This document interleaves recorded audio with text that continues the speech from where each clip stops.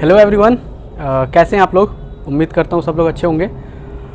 काफ़ी दिनों से बहुत बच्चों का रिक्वेस्ट आया था कि सर शुरू कर दो 10th क्लास का शुरू कर दो, क्योंकि 9th के बाद मैं कुछ दिनों तक वीडियो नहीं बनाया था क्योंकि कुछ प्रॉब्लम हो गई थी। ठीक है, तो आज से 10th के लिए एक नया शेड्यूल शुरू हो चुका है। क्लास 10th का मैथ्स का सबसे पहले ख़त्म करेंगे, उसके बाद फिजिक्स केमिस्ट्री आगे लेकर चलेंगे। ठीक है, तो देखो सबसे पहले हम शुरू करेंगे क्लास 10th के लिए रियल नंबर चैप्टर 1 से शुरू करेंगे। देखो इसके बारे में हम ऑलरेडी थोड़ा बहुत पढ़ चुके हैं 9th क्लास में, उसके बारे में हमको ज़्यादा जानकारी नहीं चाहिए। हम लोग को ऑलरेडी पता है कि हमारा रियल नंबर होता क्या है, कौन कौन सा होता है, कैसे होता है, इंटीजर क्या होता है, हमारे पास होल नंबर क्या होता है, रियल नंबर नेचुरल नंबर क्या होता है, डेसिमल एक्सपेंशन हम कैसे कैसे करते हैं, वो सब कुछ हम उसके बारे में पढ़ चुके हैं। ठीक है, लेकिन अब जो हमको मेन पढ़ना है वो उसका एक्सपेंडेड फॉर्म, उसका हमारे पास क्या है आगे का फॉर्म पढ़ना है। हम लोग बेसिक पढ़ चुके हैं ऑलरेडी। ठीक है, अब थोड़ा सा आगे हमको पढ़ना है, उसी से रिलेटेड हमको थोड़ा हैवी लेवल पे पढ़ना है। ठीक है, तो चलो अब हम शुरू करते हैं क्लास 10th का जो चैप्टर नंबर 1 है रियल नंबर, उसका पहला एक्सरसाइज का इंट्रोडक्शन पहले शुरू करेंगे। ठीक है, उसके बाद हम एक्सरसाइज शुरू करेंगे, क्योंकि देखो इंट्रोडक्शन सबसे ज़्यादा ज़रूरी है। क्योंकि बहुत बच्चे क्या करते हैं कि सीधे सीधे एक्सरसाइज पे पहुंचते हैं और एक्सरसाइज में उनके क्वेश्चन समझ में नहीं आता है और फ्रस्ट्रेट होकर उनको लगता है कि अरे ये तो मेरे से होगा ही नहीं। ऐसा कुछ भी नहीं करना है। सबसे पहले इंट्रोडक्शन वीडियो देखो, उसी से हमारा पूरा का पूरा एक्सरसाइज क्लियर हो जाएगा। अब जब भी इंट्रोडक्शन वीडियो जो भी बच्चा देख के जाएगा, वो इंट्रोडक्शन के बाद अगर एक्सरसाइज करने गया, इंट्रोडक्शन वीडियो देखने के बाद उसका कहीं भी कुछ भी ऐसा नहीं आएगा डाउट कि जो उससे सॉल्व ना हो। हर एक प्रॉब्लम को, हर एक टॉपिक को क्लियर किया जाएगा इंट्रोडक्शन में, फिर उसके बाद एक्सरसाइज का भी जो भी क्वेश्चन होगा उसको पूरा कराया जाएगा। ठीक है, तो चलो हम शुरू करते हैं। देखो, तो सबसे पहले इस एक्सरसाइज का पहला ही जो टॉपिक है वो क्या है, यूक्लिड डिवीजन लेमा। चाहे वो उसको यूक्लिड डिवीजन लेमा कहो या फिर यूक्लिड डिवीजन थ्योरम कहो, दोनों सेम है। ठीक है, थ्योरम को ही हम लेमा कहते हैं। तो देखो पहला ही टॉपिक क्या है हमारे पास, यूक्लिड्स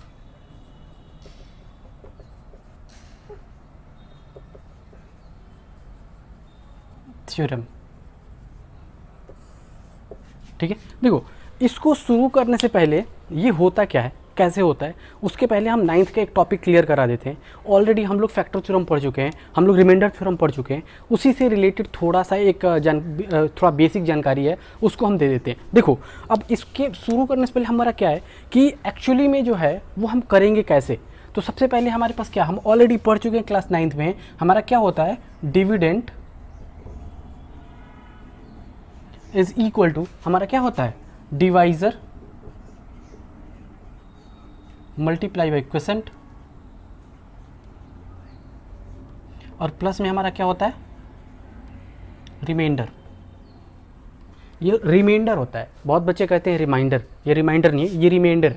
ठीक है, देखो हम ऑलरेडी 9th क्लास में हम ये पढ़ चुके हैं कि ये होता कैसे। ठीक है, हम किसी भी चीज़ को अगर डिवाइड करेंगे तो ये ऐसे हम ले जाकर उसको एक्सपेंड करके लिखते हैं। ठीक है, तो देखो अगर देखा जाए तो मान लो कि कोई भी एक एग्जाम्पल लेकर चलें, तो मान लो क्या लेकर चले, चलो 17 ले लो।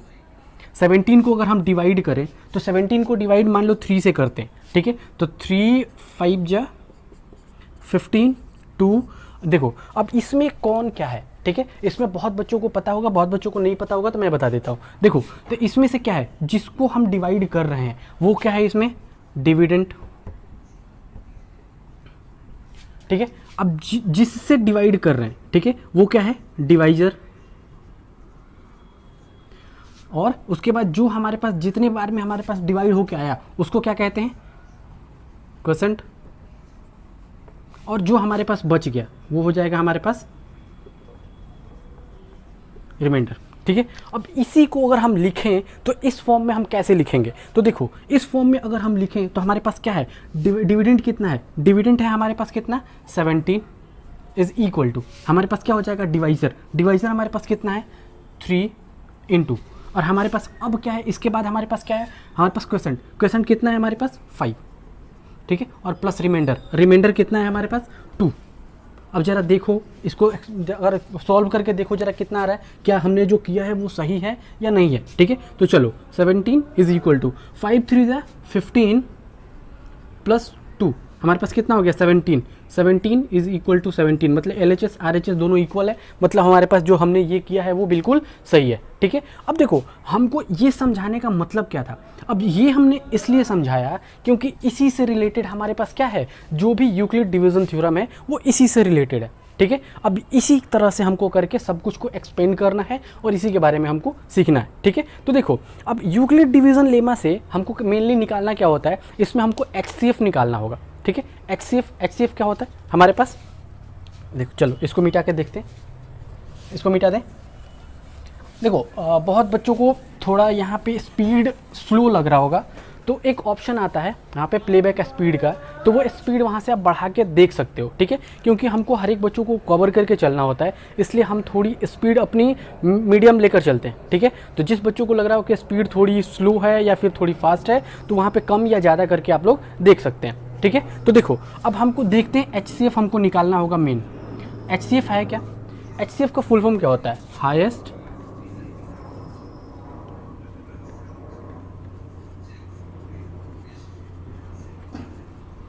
Common factor. ठीक है, अब देखो किसी भी नंबर का 2 या 2 से अधिक नंबर का हमको हाईएस्ट कॉमन फैक्टर निकालना होता है, तो उसके लिए हम क्या यूज़ करते हैं, हम यूक्लिड डिवीज़न लेमा का यूज़ कर लेते हैं। ठीक है, लेकिन बहुत जगह हमारे पास क्या होता है, HCF निकालने का हमारे पास एक और तरीका है। ठीक है, लेकिन इस चैप्टर में हमको निकालना है यूक्लिड डिवीज़न लेमा से, तो पहले एक देख लेते हैं कि हम HCF किसी और तरह से हम फैक्टराइजेशन से कैसे निकाल सकते हैं। तो देखो ये वाला मेथड सबको लगभग पता होगा, क्योंकि हम 8th में भी 6-7 से ही पढ़ते आ रहे हैं कि HCF को कैसे निकालते हैं। ठीक है, देखो तो हमारे पास क्या है, मान लो कि हम किसी भी का निकालें हैं, चलो कुछ भी ले लो, 124 और 24, ये 2 नंबर है और हमको इसको निकालना है क्या, फाइंड HCF। ठीक है, अब हम नॉर्मल मेथड से लेकर चल रहे हैं, अभी यूक्लिड डिवीज़न लेमा हम यूज़ नहीं किए हैं। ठीक है, यूक्लिड डिवीज़न लेमा पे जब हम आएंगे तो इसको क्लियर लेकर चलेंगे। ठीक है, अब मान लो कि हमको इसका HCF निकालना है, तो बहुत बच्चों को क्या पता होगा कि हम इसका क्या करते हैं, फैक्टराइजेशन कर दो, तो 2 से 12, 2 से 6, 2 से 3 और 3 से 1, यही होगा। अब हम इसके लिए क्या लिख सकते हैं, इसका अगर हम फैक्टराइजेशन करें तो 24, तो 24 हमारे पास क्या हो जाएगा, देखो इसको 2 × 2 × 2 × 3।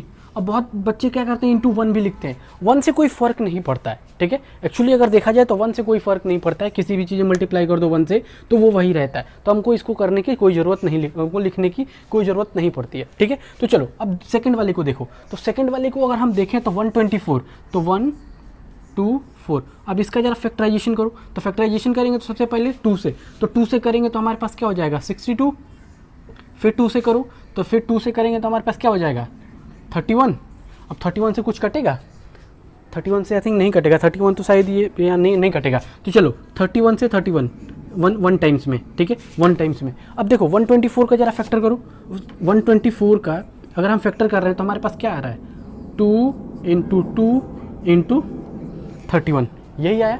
ठीक है, अब HCF निकालने के लिए बहुत बच्चे क्या देखते हैं कि देखो जो कॉमन है इसमें, ये वाला कॉमन है 2, ये वाला 2 कॉमन है, बाकी कुछ भी कॉमन नहीं है, तो मतलब हमारे पास हाईएस्ट कॉमन फैक्टर जो सबसे ज़्यादा कॉमन हमारे पास होगा वही हमारा क्या हो जाएगा, हमारा HCF निकल जाएगा। तो हम इसके लिए क्या कह सकते हैं, देयरफॉर वी कैन से हमारे पास क्या हो जाएगा, देयरफॉर HCF अब किसका 124 एंड 24। अगर इसका HCF देखें तो देखिए 2 × 2, तो हमारे पास क्या हो जाएगा, इज इक्वल टू 2, इन दोनों के लिए देखो, इन दोनों के लिए कॉमन है तो 1 हमारे पास आ जाएगा। ठीक है, और इन दोनों के लिए हमारे पास क्या हो जाएगा 2, तो हमारे पास HCF कितना निकल गया 4।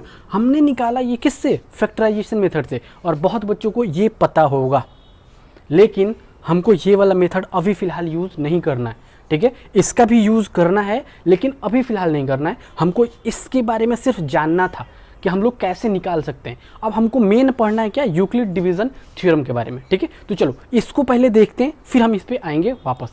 अभी हमने क्या किया था, फैक्टराइजेशन मेथड से एक जो हमारे पास क्या था 124 और 24 का जो हमारे पास HCF आया था उसको हमने निकाल के देख लिया था। ठीक है, अब हमको देखना है यूक्लिड डिवीज़न लेमा से, यूक्लिड डिवीज़न थ्योरम से कि इसका HCF कैसे आता है। ठीक है, तो देखो इसके लिए सबसे पहले याद रखना है कि इसमें हमारे पास क्या है, जो हाईएस्ट कितना है और लोएस्ट कौन सा है। ठीक है, सबसे पहले ये हमको ध्यान रखना है। देखो तो हम सबसे पहले करेंगे क्या कि दोनों को एक जगह लिखेंगे, तो हमारे पास क्या हो जाएगा, हाईएस्ट वैल्यू जो है उसको हम क्या करेंगे, डिविडेंड ले लेंगे, और जो लोएस्ट वैल्यू है उसको क्या करेंगे, डिवाइज़र ले लेंगे। बहुत बच्चों को क्या यहाँ पे थोड़े कन्फ्यूजन्स होते हैं कि हम उसको करेंगे कैसे। बहुत बच्चे ये सोच के करते हैं कि यहाँ पे 2 नंबर है, अब जब हमको डिवीज़न लेमा करना है तो किसको किससे डिवाइड करना है, यही सोच के वो क्या होते हैं, कन्फ्यूज़ होते हैं। यहाँ कन्फ्यूज़ होने वाली बात नहीं है, एक ही क्वेश्चन को देखो, बहुत ध्यान से देखना। अगर एक क्वेश्चन समझ में आ गया तो इसके अलावा कोई भी ऐसा क्वेश्चन नहीं होगा जिसको समझ में तुमको समझ आने में कोई भी प्रॉब्लम होगी, ठीक है। तो देखो इसी क्वेश्चन को सबसे ध्यान से देखना। तो देखो सबसे पहले हमारे पास क्या है इसको, तो हम सबसे पहले क्या करेंगे, तो डिविडेंड जो होगा, डिविडेंड इज इक्वल टू कितना हो जाएगा हमारे पास 124। क्यों, क्योंकि हमारे पास जो हाईएस्ट वैल्यू होता है, मतलब जो बड़ा वाला नंबर होता है, मतलब देखो ये नंबर हमारे पास क्या है, हाईएस्ट है, ठीक है, और ये वाला क्या है हमारे पास,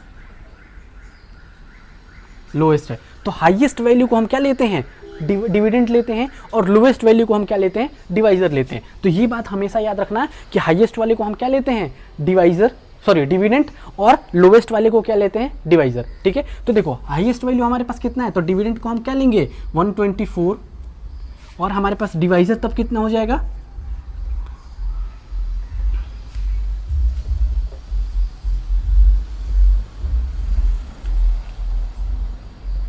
डिवाइजर हो जाएगा हमारे पास कितना 24।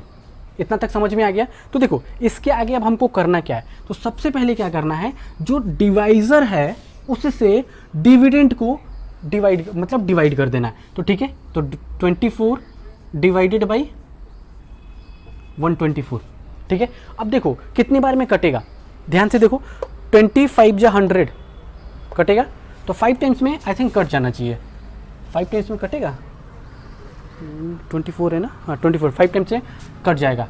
तो 5 टाइम्स में काटो, तो 5 टाइम्स में काटेंगे तो हमारे पास कितना हो जाएगा, 5 4 जा 22, 5 2 जा 10 12, 120। अब हमारे पास कितना आ गया, 4 रिमाइंडर आ गया, ठीक है। अब इसको एक साइड में करना है, अब ये मेन पार्ट नहीं है इसका कभी भी मेन पार्ट नहीं लेकर चलना है, ये साइड में हमको डिवाइड करना है एज अ रफ वर्क के लिए, हमारी सहूलियत के लिए। हम अपने क्या करते हैं, कंफर्टेबिलिटी के लिए, हम कंफर्ट होने के लिए हम क्या करते हैं, अपने हम जो संतुष्ट हो जाए, हम सेटिस्फाई हो जाए, उसके लिए हम इसको डिवाइड करके देखते हैं, ठीक है। तो देखो अब इसको हमने क्या बताया था कि dividend is equal to divisor into quotient plus remainder वाला फॉर्म में लिख देना है इसको, ठीक है। तो सबसे पहले हम इसको क्या करेंगे, देखो तो हमारे पास डिविडेंड इज इक्वल टू क्या हो जाएगा,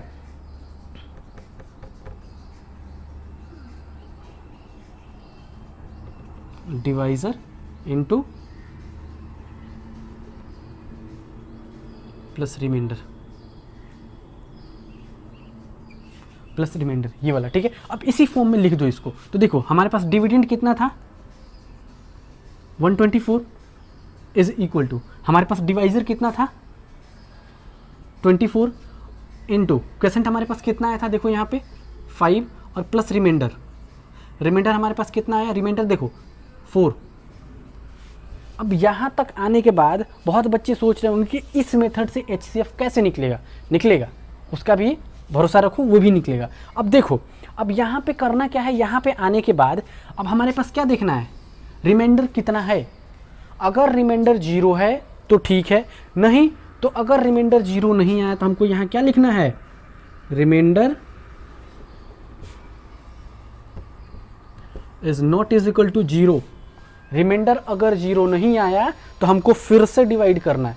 अब फिर से डिवाइड करना है तो बहुत बच्चे सोच रहे होंगे कि फिर से डिवाइड कैसे करें, इसको करना है। तो देखो अब इस केस में क्या करना है, अब जो सेकंड वाला स्टेप आएगा उसमें क्या है, जो इस वाले टर्म को हम क्या लेते हैं, इस वाले टर्म को हम लेते हैं डिविडेंड, इस वाले टर्म को हम लेते हैं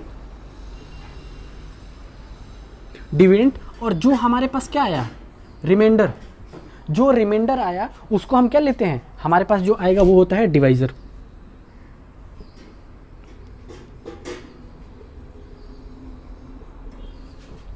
समझ में आया। अब इस केस के लिए फर्स्ट केस में क्या है, जहाँ अगर रिमाइंडर 0 नहीं आया तो सेकंड वाले को जब हम डिवाइड करते हैं तो हमारे पास डिविडेंड कौन सा हो जाएगा, जो फर्स्ट वाले पार्ट का डिवाइजर होगा वो हमारे पास सेकंड पार्ट के लिए क्या हो जाएगा, डिविडेंड हो जाएगा, और जो फर्स्ट पार्ट का जो रिमाइंडर होगा सेकंड पार्ट के लिए वो क्या हो जाएगा, डिवाइजर हो जाएगा। तो हमारे पास जब देखो कि डिविडेंड, अब डिविडेंड हमारे पास कितना हो गया 24 और डिवाइजर हमारे पास कितना हो गया 4। अब 4 को अगर डिवाइड करके देख लो तो हमारे पास क्या हो जाएगा, देखो जरा यहाँ पे 24 डिवाइडेड बाई 4, 4 6 जा 24, रिमाइंडर आ गया 0। अब इसको इस फॉर्म में लिख दो तो हमारे पास क्या हो जाएगा 4 × 6 और प्लस 0। अब हमारे पास देखो जरा यहाँ पे रिमाइंडर क्या हो गया, 0 हो गया, रिमाइंडर इज इक्वल टू 0। अब रिमाइंडर 0 हो गया। अब बहुत बच्चे सोच रहे होंगे कि अब यहाँ से HCF कैसे आ गया, HCF कैसे आया, आएगा, आ गया है, HCF आ गया। अब जरा ध्यान से देखो, अब जैसे रिमाइंडर 0 आ गया, जिस स्टेप पे, चाहे वो फर्स्ट स्टेप हो, चाहे वो सेकंड स्टेप हो, चाहे वो थर्ड स्टेप तक जाए, बहुत बच्चों को क्या होता है कि अगर दूसरा नंबर होता है तो थर्ड या फोर्थ स्टेप तक जाता है। जितनी बार में रिमाइंडर जब तक 0 नहीं आता है तब तक हम उसको डिवाइड करते जाएंगे, और प्रोसेस क्या होगा हमारे पास, सेम प्रोसेस यही होगा। क्या होगा हमारे पास कि फर्स्ट स्टेप में बड़े वाले नंबर को हम क्या लेते हैं, डिविडेंड, और छोटे वाले नंबर को डिवाइजर, ठीक है। अब सेकंड स्टेप में अगर रिमाइंडर 0 नहीं आया तो सेकंड स्टेप के लिए हम क्या करते हैं, जो डिवाइजर है उसको ले लेते हैं डिविडेंड, और जो रिमाइंडर है उसको ले लेते हैं डिवाइजर, ठीक है। अब सेकंड वाले को ले लेकर चलो। अब जैसे वो रिमाइंडर 0 आ गया तो उस केस में जैसे वो 0 आ गया तो फर्दर तो डिवाइड होगा नहीं अब हमारे पास, क्यों, क्योंकि अगर नेक्स्ट स्टेप डिवाइड करें तो ये क्या हो जाएगा हमारे पास, डिवाइजर तो 0 है, तो 0 से किसी चीज़ को डिवाइड हम करेंगे नहीं। तो देखो अब अगर हम इसकी बात करें तो इस केस में जो हमारे पास डिवाइजर आ गया, डिवाइजर, ठीक है, हमारे पास डिवाइजर क्या था, जैसे हमारे पास रिमाइंडर 0 आया तो उस केस में जो हमारा डिवाइजर होगा वही हो जाएगा हमारे पास क्या, HCF। तो हमारे पास क्या हो जाएगा, हम उसको लिख देते हैं, कैसे लिखें, remainder is equal to 0, therefore HCF of 124 and 24 is 4 answer. अब जरा देखो 124 और 24 का जो हमने किससे, फैक्टराइजेशन मेथड से निकाला था, उसका भी HCF 4 आया था, और इस वाले मेथड से भी 4 आया, ठीक है। अब हमको करना कैसे, एक बार फिर से देख लो। सबसे पहले क्या करना है, बड़े वाले, जो बड़ा वाला पार्ट होगा, जो हमारे पास मैक्सिमम नंबर होगा उसको लेते हैं डिविडेंड, और अगर मिनिमम पार्ट वाले को हम लेते हैं डिवाइजर, ठीक है, उसको डिवाइड करते हैं, ठीक है, और इस फॉर्म में लेकर चलो। अगर रिमाइंडर 0 आ गया तो जो उसका डिवाइजर होगा, जो उसका डिवाइजर होगा वही हो जाएगा हमारे पास क्या, उसका HCF, ठीक। और अगर 0 नहीं आया तो फर्दर हम डिवाइड करते हैं, और फर्दर डिवाइड करने के लिए डिविडेंड कौन सा होगा और डिवाइजर कौन सा होगा, तो फर्दर डिवाइड के लिए सेकंड स्टेप में जो हमारे पास डिवाइजर था, जो डिवाइजर था फर्स्ट स्टेप में, अब सेकंड स्टेप के लिए वो हो जाएगा हमारा डिविडेंड, ठीक है, और उसके बाद जो रिमाइंडर बचा था वो हो जाएगा डिवाइजर। अब इसको डिवाइड कर दो, अगर रिमाइंडर फिर भी 0 नहीं आया तो फिर से यही वाला प्रोसेस करके फिर से डिवाइड करेंगे, ठीक। अगर उसके बाद रिमाइंडर 0 आ गया तो जैसे रिमाइंडर 0 आया उसका जो डिवाइजर वाला टर्म होगा, देखो हमने क्या देखा कि रिमाइंडर आ गया 0, तो उसका जो डिवाइजर वाला टर्म होगा वही होगा उसका क्या, HCF, उस पार्ट का वही होगा HCF, ठीक है। तो देखो ऐसे ही हमको निकालना है यूक्लिड डिवीजन लेमा से HCF ऑफ किसी भी नंबर का, ठीक है। अब किसी भी नंबर का HCF निकालना होगा तो हमारे पास क्या हो जाएगा, ऐसे करके ये प्रोसेस फॉलो करना है, और इस प्रोसेस को फॉलो करके हमारा HCF निकल जाएगा आसानी से, ठीक है। अब लास्ट स्टेप का जो डिवाइजर है, हमने क्या बताया कि लास्ट स्टेप का जो डिवाइजर है वही होता है हमारे पास HCF। कब, बहुत बच्चे क्या करते हैं कि यहाँ तक लेकर जाएंगे, जब 0 नहीं आएगा फिर भी क्या करते हैं, इस डिवाइजर को लेके आ जाते हैं और कहते हैं HCF निकल गया। ऐसा नहीं होता है, तब तक हमको डिवाइड करते जाना है जब तक हमारा रिमाइंडर क्या आ जाए, 0 ना आ जाए। तो 0 ना आ जाए तो लास्ट स्टेप का जो, जब से रिमाइंडर 0 आएगा उसका जो लास्ट स्टेप का जो डिवाइजर होगा वही होगा हमारा HCF, ठीक है। इतना समझ में आया, ठीक है। अब देखो, अब इसके बाद NCERT में देखोगे तो एग्जाम्पल्स दिए गए होते हैं, हमारे पास एक्सरसाइज से पहले एग्जाम्पल्स दिए गए थे, उसमें से कुछ क्वेश्चंस करते हैं, फिर हमारा कॉन्सेप्ट पूरा क्लियर हो जाएगा, ठीक है।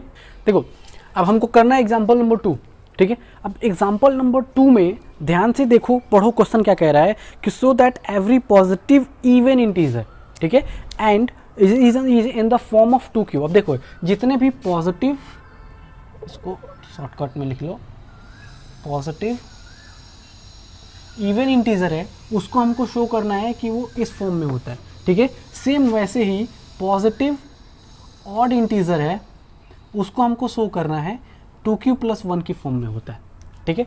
अब देखो बहुत बच्चों को ये समझ में नहीं आ रहा होगा कि पॉजिटिव इवन क्या है, पॉजिटिव ऑड क्या है, ठीक है। इसके लिए हम थोड़ा सा पीछे चलते हैं।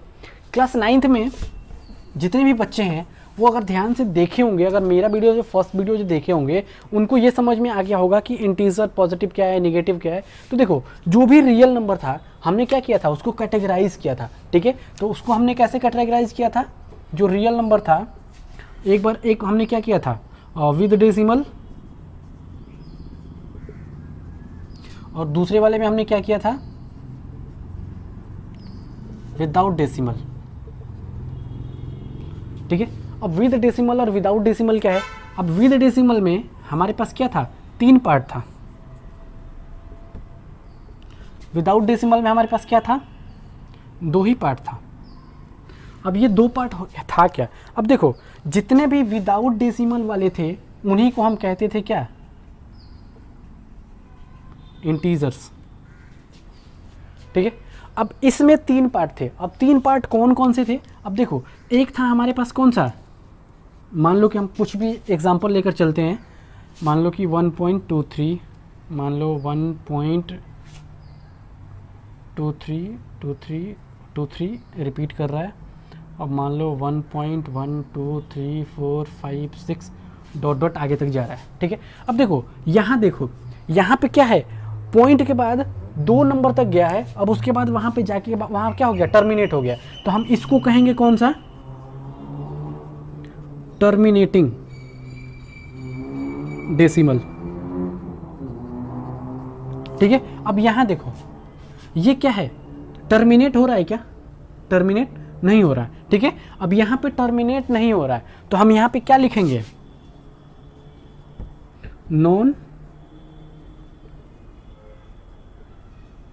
Non terminating.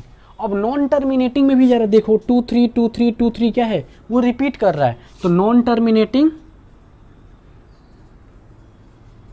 रिपीटिंग डेसिमल, ठीक है। अब देखो जरा यहाँ पे फिर से यहाँ पे आओ, अब इस वाले पार्ट के लिए, तो इस वाले पार्ट के लिए अगर हम देखें तो देखो यहाँ पे क्या है 1.12345 डॉट डॉट डॉट आगे तक जाते जाएगा, मतलब ना ये टर्मिनेट हो रहा है और ना ही रिपीट कर रहा है, तो हम यहाँ क्या लिखेंगे,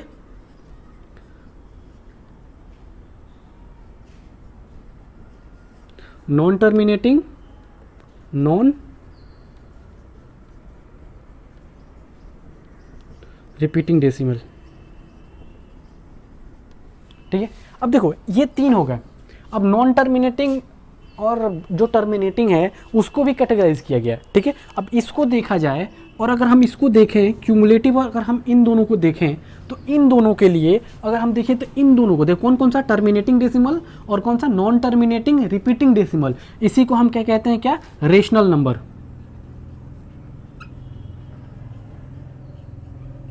इसी को हम कहते हैं रैशनल नंबर, और इसको हम कहते हैं कौन सा, इर्रेशनल नंबर,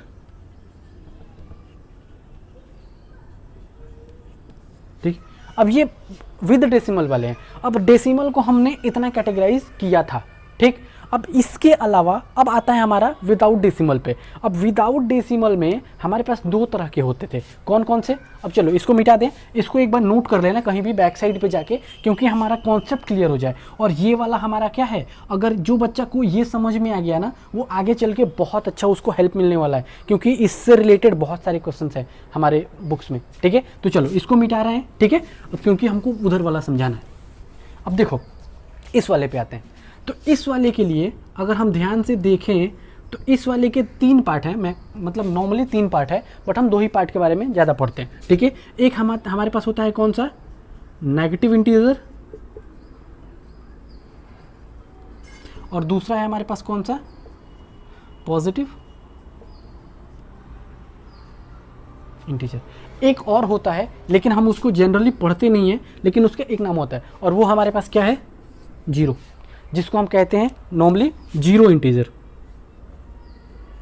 जीरो इंटीजर। ठीक है, इसके बारे में ज़्यादा कुछ हमको नहीं जानना है। अब देखो नेगेटिव इंटीजर क्या है, पॉजिटिव इंटीजर क्या है। अगर हम नंबर लाइन को देखें, कोई भी नंबर लाइन है, अगर हम नंबर लाइन को देखें तो एक हमारे पास पॉइंट होता है जीरो। अगर हम राइट साइड चलते जाएं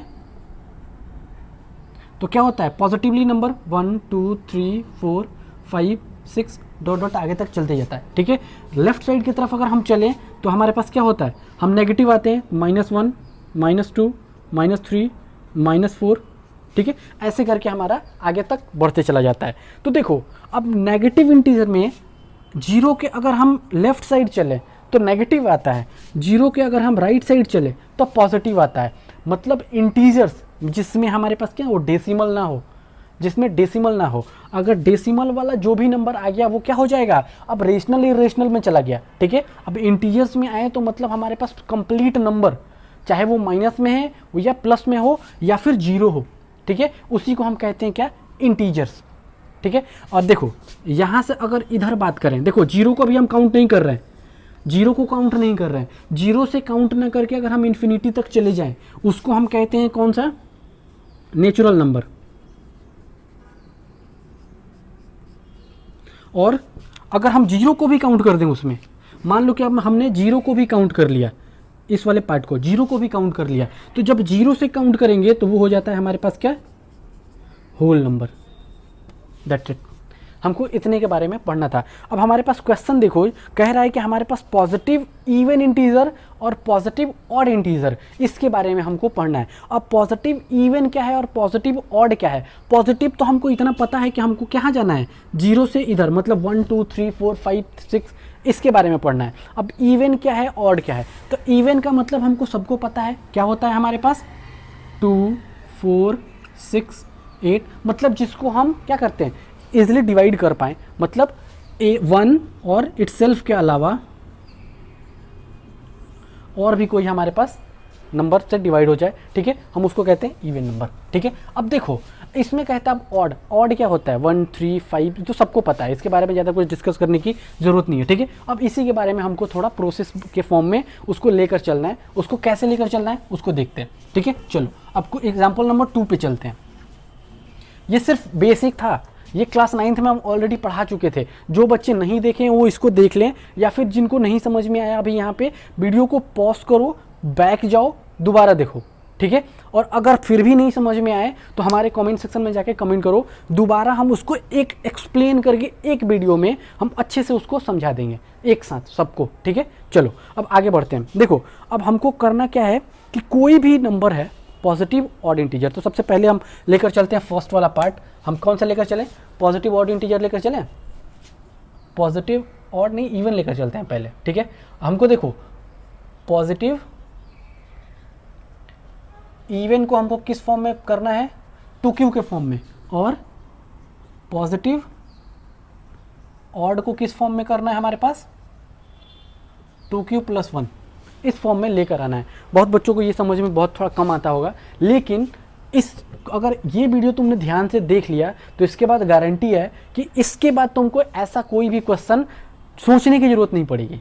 ठीक है, ये तुम फटाफट करके निकल जाओगे आगे। ठीक है, देखो अब हमको लेकर चलना है पॉजिटिव इवन वाले को लेकर चलते हैं। ठीक है, तो सबसे पहले हम लेकर चलते हैं कौन सा,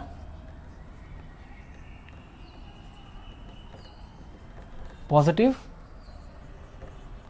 इवन इंटीजर। ठीक है, अब देखो पॉजिटिव इवन इंटीजर, अब पॉजिटिव इवन इंटीजर की बात करें तो हमने अभी अभी यहाँ पढ़ा था इंटीजर पॉजिटिव में, मतलब हमको जीरो से राइट जाना है 1 2 3 4 के बाद। अब हमको कह रहा है इवन, इसको ध्यान देना, इस वाले वर्ड को, इवन। इवन का मतलब क्या है, 2 4 6 8 आगे तक लेकर चलो। ठीक है, तो देखो अगर हम एग्जाम्पल में लेकर चलें तो कुछ पॉजिटिव इवन इंटीजर का एग्जाम्पल देखें तो हमारे पास क्या क्या हो जाएगा, 2 4 6 8 10 आगे तक चलते चला जाएगा, ठीक है। इसी तरह से हम आगे लेकर चले जाएंगे, ठीक है। अब देखो, अब हमारे पास कह रहा है इसको हमको लेकर चलना है किस फॉर्म में, इस फॉर्म में। तो इसको कैसे करेंगे, कैसे करेंगे? तो सबसे पहले ध्यान दो कि हमको यहाँ क्या कह रहा है, ये वाला क्या है, ये वाला, ठीक है। मतलब हमारे पास क्या है, कुछ भी हम लेकर चलते हैं, देखो एक फॉर्म हमारे पास है और वो फॉर्म क्या है, चलो पहले इसको डिवाइड कर लो फिर हम इसको फॉर्म को लेकर चलेंगे आगे, ठीक है। देखो हमारे पास यहाँ जो भी नंबर यहाँ कहेगा उसी नंबर से हमको जितने भी नंबर हैं सबको डिवाइड कर देना है। मतलब अगर हमको डिवाइड कर देना है मतलब क्या, 2 से अब हमको डिवाइड करना है किसको, हमको, चलो ये रूट बन गया, रूट नहीं है ये 2 से हमको डिवाइड करना है 2 को। तो 2 1 जा 2, कितना आ गया रिमाइंडर 0। अब हमारे पास 4 को डिवाइड करो ज़रा 2 से, तो 2 2 जा 4 0। 6 को करो 2 से, 2 3 जा 6, रिमाइंडर 0। अब देखो हर एक केस में रिमाइंडर हमारा 0 आ रहा है, ठीक है। नॉर्मली हमको क्या करना है, इसको डिवाइड कर लेना सबको अलग अलग करके, ठीक है। अब 8 को कर लो, 8 को भी कर लो, तो 2 4 जा 8, रिमाइंडर 0, ठीक है। अब हम देखें तो हर किसी में रिमाइंडर क्या आ रहा है, 0 0 आ रहा है हमारे पास। अब हमको यूक्लिड वाले पे मत जाना, इसके पहले वाले पे मत जाना, अब इस फॉर्म में हमको लेकर आना है। तो एक हम ऑलरेडी बता चुके हैं और वो क्या था हमारे पास, dividend is equal to divisor multiply by quotient और प्लस रिमाइंडर, ये हम बता चुके हैं। अब देखो सबको जरा इस फॉर्म में लेकर आओ जरा। अब देखो 2 को, तो 2 है हमारे पास क्या है, डिविडेंड है।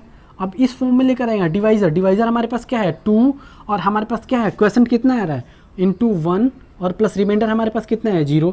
अगर 4 को देखें तो 2 इंटू 2 प्लस 0 और 6 को देखें तो 2 इंटू 3 प्लस 0। अब 8 को देखें तो 2 इंटू 4 प्लस 0। कुछ दिखा, क्लिक हो गया होगा दिमाग में तुम लोगों के। देखो क्या हमको 2, तो देखो यहाँ पे 2, तो 2 हमारे पास क्या है, इन सब में ज़रा ध्यान से देखो 2 तो कॉमन है, 2 कॉमन है, तो हम इसको 2 कॉमन लिख सकते हैं, ठीक है। अब क्वेश्चन अगर देखो पढ़े होगे ध्यान से तो लास्ट में देखो क्या कह रहा है कि सबको तो इस फॉर्म में लेकर आना ही आना है, लेकिन उसमें कह रहा है कि Q इज एनी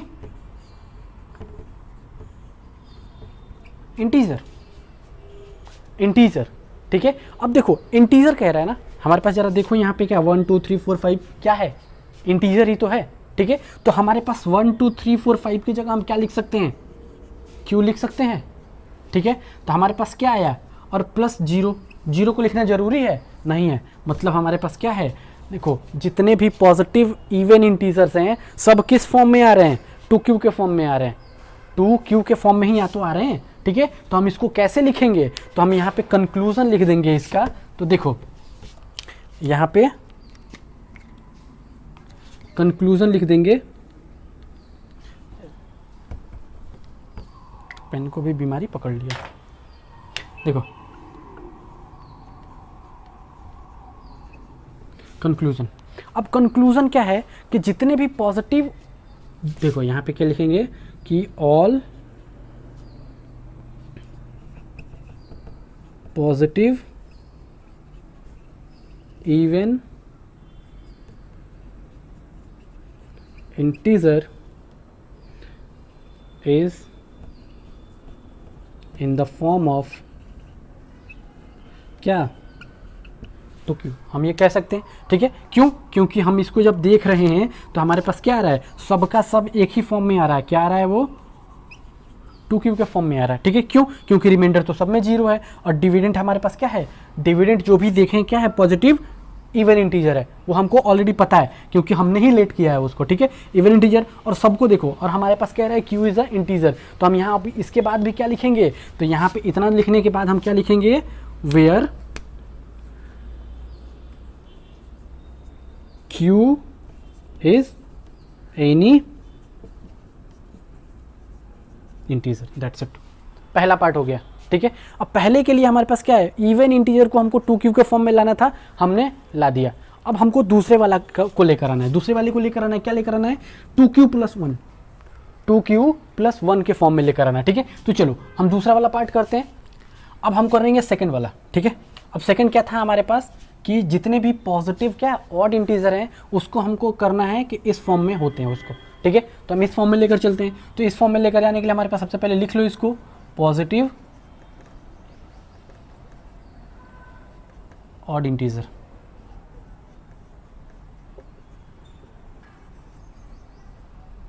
अब देखो पॉजिटिव ऑड इंटीजर, तो पॉजिटिव ऑड इंटीजर होता क्या क्या है, तो हमारे पास हो जाएगा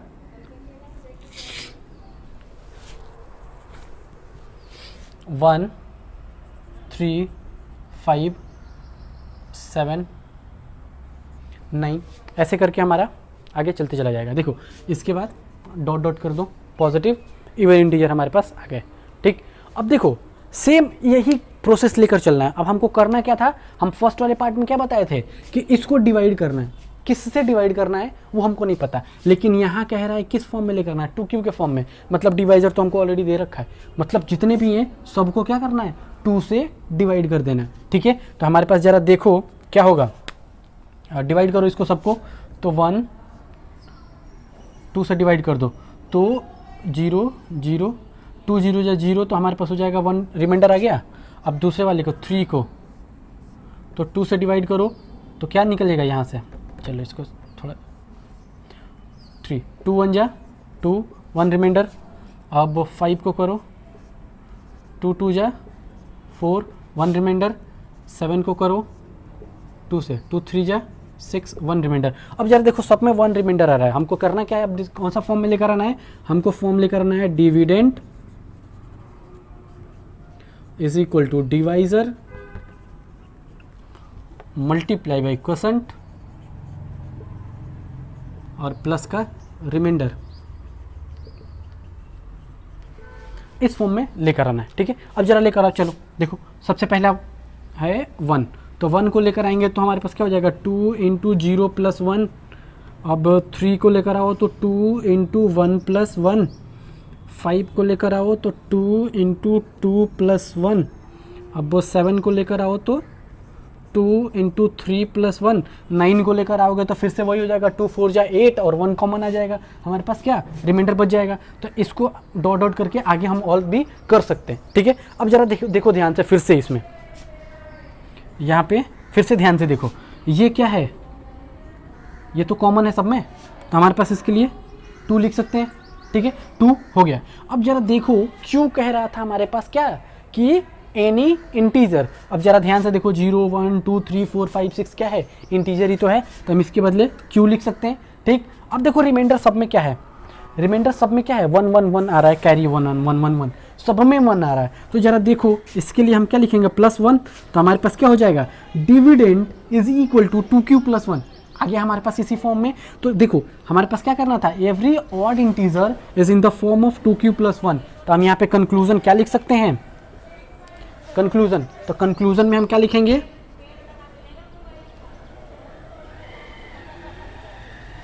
एवरी, देखो अब क्या हो जाएगा हमारे पास, every positive odd integer, every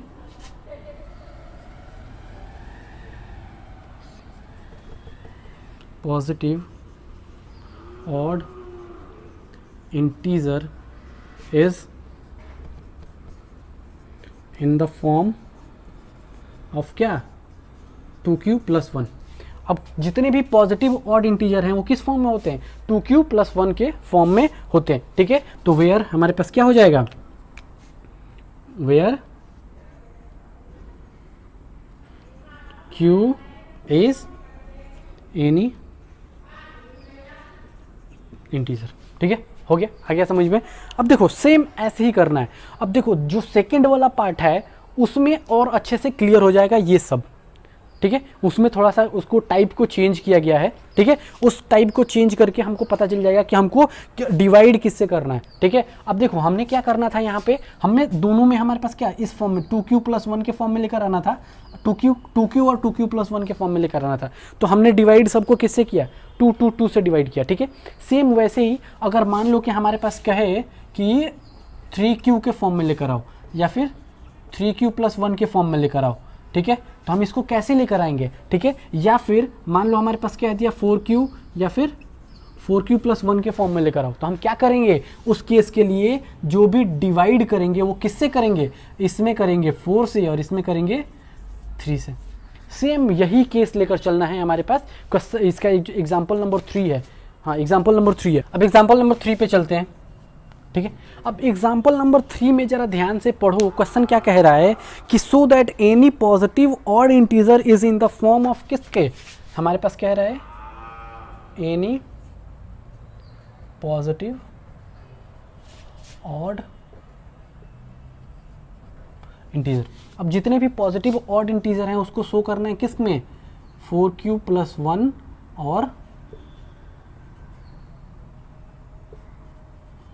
4q + 3 के फॉर्म में हमको लेकर चलना है, ठीक है। तो देखो जरा ध्यान से, अब हम क्या करेंगे इसको कि क्वेश्चन लेंगे, तो चलो हम यहाँ पे लेट करते हैं, लेट पॉजिटिव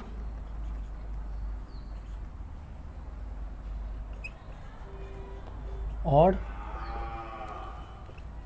इंटीजर। अब पॉजिटिव ऑड इंटीजर होता क्या क्या है हमारे पास, 1 3 5 7 9 11 13, आगे भी हमारा सो ऑन चलते जाएगा, ठीक है। तो चलो देखो, अब हमने क्या बताया था यहाँ पे कि जितने भी हैं उनको क्या करना है, हमको उसी के फॉर्म में क्या करना है, डिवाइड करना है पहले। तो डिवाइड करना है तो पहले देखो हमको 1 डिवाइड करना है। अब डिवाइड किससे करना है, डिवाइड किससे करना है, तो फर्स्ट वाले क्वेश्चन में भी मैंने क्या बताया था कि डिवाइड उसी से करना है जिस फॉर्म में हमको लेकर आना है। मतलब हमारे पास क्या है यहाँ पे 4q के फॉर्म में लेकर आना है, मतलब हमको 4 से डिवाइड करना है। तो चलो 4 से डिवाइड करो, तो 4 0 0 1।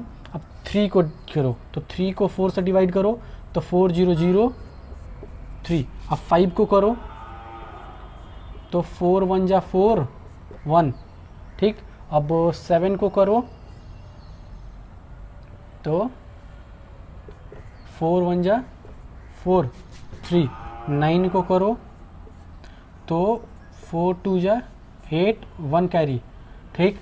अब हमारे पास क्या हो जाएगा, 4 से फिर से करना है किसको, 11 को करो, तो 4 2 जा 8 3, ठीक है। अब जरा देखो ध्यान से, अब इसको हमको किस फॉर्म में लेकर आना है, dividend is equal to divisor, और हमारे पास इसी फॉर्म में लेकर आना है, dividend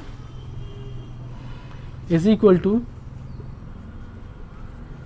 divisor into quotient plus remainder. हमको इस फॉर्म में लेकर आना है, ठीक है। अब इस फॉर्म में लेकर आने के लिए हम करेंगे क्या, तो सबसे पहले देखो 1, तो देखो 1 को अगर हम लेकर आएँ तो 4 × 0 और प्लस में हमारे पास रिमाइंडर कितना है 1, ठीक है।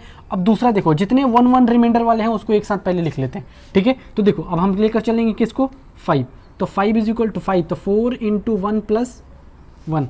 अब हमारे पास कितना है 9, ठीक। तो 4 × 2 + 1, ठीक। अब देखो इसमें चलो, तो हमारे पास क्या है 3, तो 4 × 0 + 3। अब हमारे पास है 9 नहीं 7, सॉरी 7, तो 4 × 1 + 3, और हमारे पास कितना है 11 को लेकर चलो, तो 11 को लेकर चल रहे हैं, तो हमारे पास क्या हो जाएगा 4 × 2 + 3।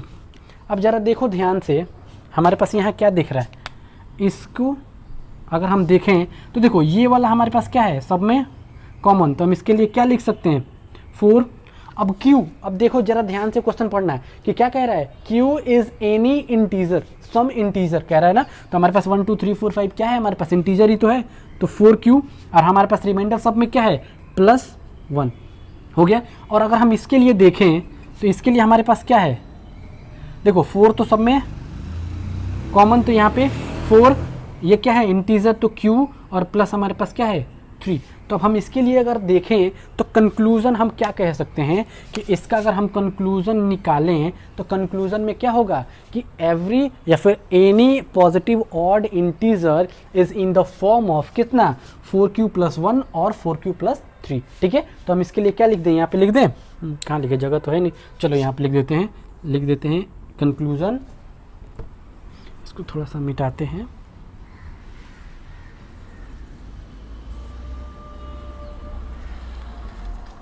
कंक्लूज़न क्या लिखे हैं, any positive odd integer is in the form of, क्या हो जाएगा 4q+1 और 4q+3 आंसर। अच्छा चलो इसको पहले ये भी तो लिखना पड़ेगा हमको, where q is some integer. हो गया, समझ में आ गया।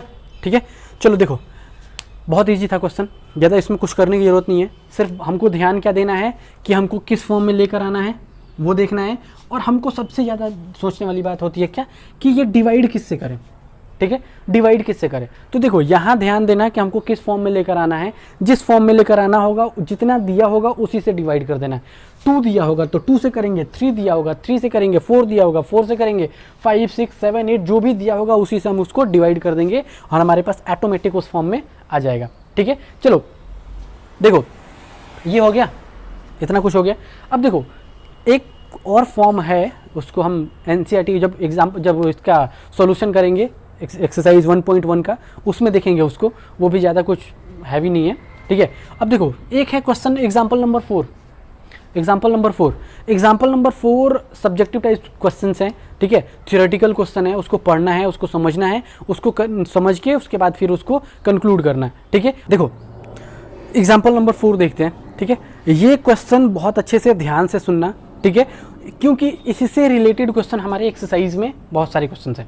ठीक है, अब देखो क्वेश्चन क्या कह रहा है कि स्वीट सेलर, मतलब एक मिठाई बेचने वाला एक आदमी है। ठीक है, जो दुकान में देखते हैं मिठाई बेचते हैं लोग, वो एक स्वीट सेलर है, मतलब एक मिठाई बेचने वाला आदमी है। हैज़ 420 काजू बर्फ़ी। अब जैसे देखते हैं ना काजू बर्फ़ी, अब अनेक तरह का, हर एक तरह का मिठाई मिलता है। ठीक है, उसी में कह रहा है कि एक काजू बर्फ़ी है जिसके कितने पीसेस हैं 420। ठीक है, और उसके बाद कह रहा है कि एंड 130 बादाम बर्फ़ी। अब उसके बाद कह रहा है कि बादाम बर्फ़ी भी है उसके पास, कितना है 130। ठीक है, अब उसके बाद कह रहा है कि, अब देखो ध्यान से सुनो, अब हम उसको किताबी लैंग्वेज में नहीं, हम अपनी लैंग्वेज में समझाते हैं, वो ज़्यादा बेटर समझ में आएगा। ठीक है, अब देखो कह रहा है कि एक स्वीट सेलर है, एक दुकानदार है जिसके पास कितने हैं, काजू बर्फ़ी है 420 और बादाम बर्फ़ी है 130। ठीक है, अब उसको क्या है स्टैक करना है, मतलब एक उसके पास ट्रे होता है, देखते हैं ना कि एक ट्रे होता है जिसमें क्या करते हैं वो काजू बर्फ़ी और बादाम बर्फ़ी जो भी होता है उसको क्या सजाते हैं अच्छे से। ठीक है, तो अब कह रहा है कि इसमें उसको सजाना है। ठीक है, और इस तरह से सजाना है कि उसके बाद क्या है, एक लाइन में मैक्सिमम हम रखें और इधर से भी हमारे पास क्या हो, हम इतना रखें कि हमारे पास जगह बच जाए। मतलब हम कितना कर सकते हैं, मैक्सिमम से मैक्सिमम कितना एडजस्ट कर सकते हैं उसको सजाने के लिए। तो उसी तरह से हमको निकालना है कि एक रो में कितने हमारे पास क्या हो जाएगा, काजू बर्फ़ी होगा और कितने बादाम बर्फ़ी होगा, इस तरह से हमको करके निकालना। ठीक है, तो देखो ज़रा ध्यान से, अगर हम देखें तो हमारे पास क्या हो जाएगा, अगर इधर से देखें तो नंबर ऑफ़ रोज़ क्या होंगे, फिक्स्ड होगा। तो हम क्या करते हैं, लेट कर लिया कि नंबर ऑफ रोज जो है हमारे पास क्या है x। ठीक है, अब देखो उसके बाद हम क्या देख रहे हैं कि अब कह रहा है कि काजू बर्फ़ी और बादाम बर्फ़ी को इसमें सजाना है। तो हम क्या कर रहे हैं कि लेट कर रहे हैं, हम लेट कर लिए कि यहाँ से यहाँ तक जो है वो क्या है हमारे पास कि लेट y जो है, जो y है वो क्या है हमारे पास, काजू बर्फ़ी का जो सजाने वाला स्टूल है वो है। ठीक, y जो कॉलम्स हैं वो क्या है, काजू बर्फ़ी के हैं। और उसके बाद कह रहा है कि हमने फिर लेट कर लिया कि जो z है वो क्या है, बादाम बर्फ़ी वाला है। ऐसे ही कुछ सजाया जाएगा।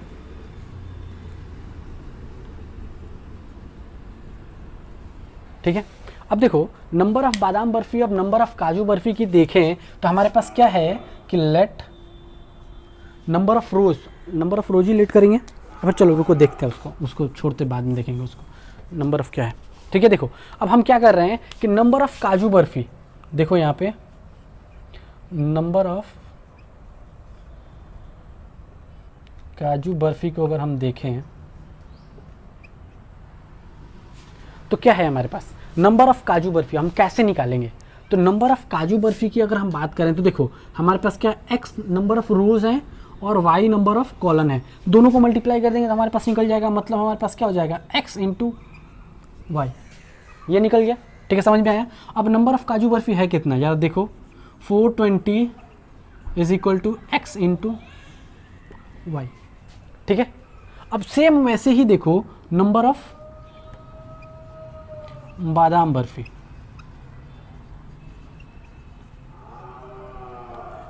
ठीक है। अब नंबर ऑफ़ बादाम बर्फ़ी के लिए क्या हो जाएगा, देखो x नंबर ऑफ़ कॉलम्स तो है, रोज़ तो है ही हमारे पास, तो x नंबर ऑफ़ रोज़ और कॉलम्स कितने हैं, वो z है, तो हमारे पास क्या हो जाएगा x इंटू जेड, मतलब हमारे पास नंबर ऑफ़ बादाम बर्फ़ी कितना है 130 is equal to x into z. अब ज़रा ध्यान से देखो, अगर हम इसको ऐसे लिखें कहीं एक जगह तो 120 is equal to x into y और 420 इज इक्वल टू इतना और 130 is equal to x into z. देख के कुछ दिमाग में बत्ती गुल हुआ, कुछ खुला, दिमाग खुला।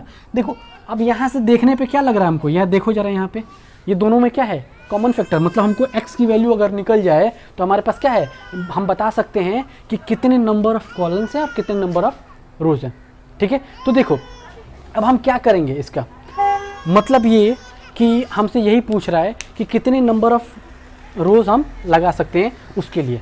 ठीक है, तो देखो ज़रा ध्यान से, इसके लिए समझाने का मतलब ये था कि हम इतना कुछ समझाए, लेकिन हम सिंपल कुछ और भी कह सकते थे, लेकिन हमने नहीं कहा। क्यों? क्योंकि ये सोचना सबसे बड़ी बात है, दिमाग खुलने का एक सिंपल सा तरीका। अब देखो मेनली हमको करना क्या होता है, कभी भी हम HCF निकालते हैं तो यही तो निकालते हैं, दोनों का फैक्टराइजेशन। देखो x और y इसका फैक्टर है और ये इसका फैक्टर है। ठीक है, तो मतलब x क्या है कॉमन फैक्टर, मतलब क्या है ये HCF, मतलब हमारा 420 और 130 का HCF निकालना है यही तो निकालना है हमको। समझ में आया कुछ? नहीं, हम डायरेक्ट ये भी कह सकते थे कि देखो 420 काजू बर्फ़ी है, 130 बादाम बर्फ़ी है, दोनों का क्या करो 420 और 130 का HCF निकाल दो, आंसर निकल जाएगा, मतलब जितना HCF आएगा वही हमारा आंसर हो जाएगा। ठीक है, हम ये कह सकते थे, लेकिन नहीं, ऐसे नहीं करना है। मेन हमको समझना है कि हम उसको लेके कैसे आ रहे हैं। ठीक है, अब हमको पता चल गया कि हमको HCF निकालना है, तो HCF निकालना है तो उसको निकालेंगे कैसे। हमको HCF निकालने का दो तरीका पता है, कौन कौन सा, एक है हमको क्या फैक्टराइजेशन मेथड और दूसरा हमारे पास क्या है Euclid division lemma. Euclid division lemma दो है, तो किससे निकालें। देखो हमारे पास मेनली हमको पढ़ना है यूक्लिड डिवीज़न लेमा, तो ये 420 और 130 बिल्कुल ईजिली निकल जाएगा फैक्टराइजेशन थ्योरम से, फैक्टराइजेशन से, लेकिन हम उसको नहीं लेकर चलेंगे क्योंकि हमको उसका यूज़ ज़्यादा नहीं है। हमारे पास यूज़ है किसका, यूक्लिड डिवीज़न लेमा का। तो यूक्लिड डिवीज़न लेमा से हम लेकर चलते हैं, तो देयरफॉर हमको निकालना क्या है HCF ऑफ किसका 420 एंड 130 का। अब हम इसको क्या करें, यूजिंग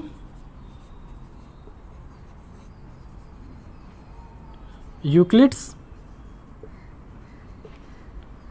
डिवीज़न थ्योरम। ठीक है, अब बहुत लोगों को समझ में ना आए तो इसको बनाना हो तो बना लेना, नहीं बनाना तो कोई बड़ी बात नहीं है। ठीक है, हम इसको समझाने के लिए लिख दिए। ठीक है, अब इसका डिवीज़न लेमा निकालो, तो हमने क्या बताया था कि जो सबसे बड़ा वाला होगा पार्ट उसको हम क्या लेते हैं डिविडेंड, और छोटे वाले को क्या लेते हैं डिवाइज़र। तो मतलब हमारे पास क्या हो जाएगा 420 डिविडेंड और डिवाइज़र हो जाएगा 130 multiply by quotient plus remainder. ठीक है, तो हम इसको डिवाइड करके देखते हैं, तो 420 डिवाइडेड बाई 130। ठीक है, 3 टाइम्स में कट जाएगा, कटेगा, चलो 3 टाइम्स में कट गया तो हो जाएगा 390, ये हो जाएगा 30। ठीक है, तो मतलब हमारे पास आ गया 3 और प्लस 30 निकल गया यहाँ से। मतलब हमारे पास क्या हुआ, remainder not is equal to zero. रिमाइंडर जब जीरो नहीं आता तो उसके बाद हम क्या करते हैं, जैसे रिमाइंडर नहीं जीरो आता है तो हम क्या करते हैं, सेकंड वाले पार्ट के लिए जो हमारे पास डिवाइजर होता है वो हो जाता है हमारे पास डिविडेंड, और ये हो जाता है हमारे पास क्या, रिमाइंडर, सॉरी रिमाइंडर बोला, डिवाइजर, जो रिमाइंडर होता है वो डिवाइजर हो जाता है, ठीक है। तो सेकंड पार्ट के लिए, तो सेकंड पार्ट के लिए फिर से करो तो 130 अब हो जाएगा डिविडेंड इज इक्वल टू, अब हमारे पास क्या हो गया, डिवाइजर 3, ठीक है, और मल्टीप्लाई बाई। अब जरा एक बार डिवाइड करके देख लो, वहाँ जगह नहीं है, हम इधर कर देते हैं, ठीक है। तो 130 को डिवाइड करो 3 से, तो 3 4 जा तो 40, 3 4 जा 120, ठीक है, 10 हो गया।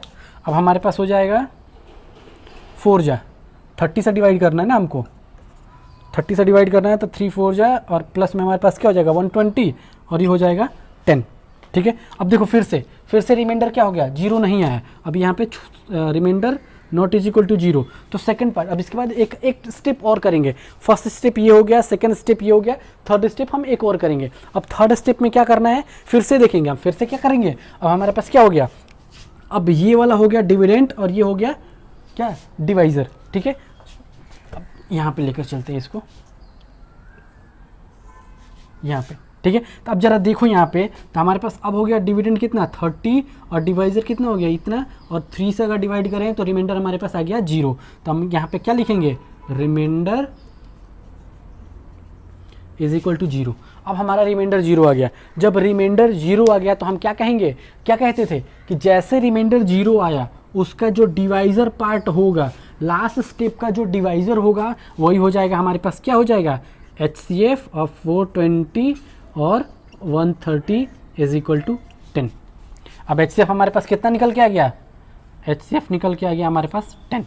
अब देखो बहुत बच्चे क्या करते हैं, यहीं पे आंसर लिख देते हैं, यहाँ भी लिख दोगे तो बहुत गलत नहीं होगा, लेकिन एक बैड इंप्रेशन पड़ जाता है टीचरों पे, ठीक है। तो इसका एक फाइनल आंसर भी हम लिखेंगे, और फाइनल आंसर हम क्या लिखेंगे कि देयरफॉर द HCF ऑफ 420 और 130 इज इक्वल टू 10, या फिर हम क्या लिखेंगे कि number of rose for the काजू बर्फी एंड द बादाम बर्फी इज 10, ठीक है। तो हम यहाँ पे लिख देते हैं देयरफॉर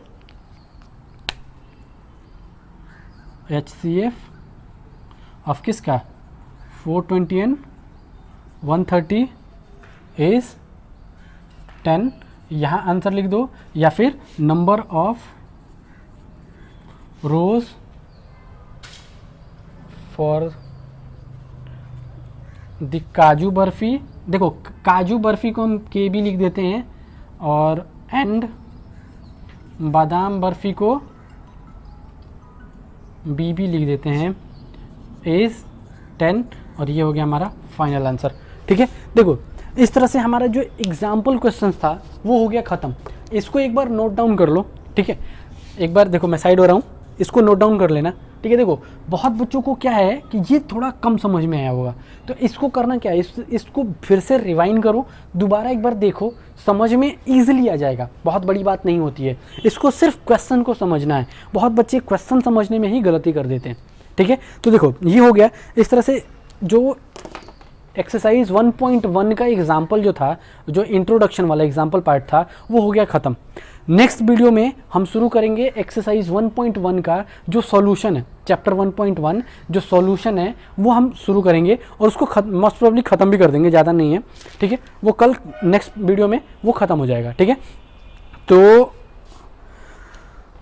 अच्छे से पढ़ाई करो और अपना ख्याल रखो, और अच्छे से मन लगा के पढ़ो, क्योंकि अभी बहुत स्कूल कोई खुला नहीं है।